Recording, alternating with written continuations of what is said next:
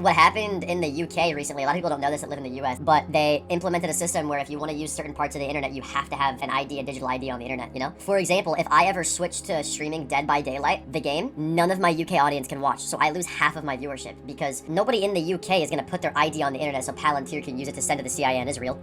No one's dumb enough to do that, and if they are, I feel bad for them, you know? Since they're not doing that, they can't watch age-restricted content without submitting their ID because they live in the UK, so it's like, I just can't play certain games, I want to keep my audience. The UK is like so cooked with that.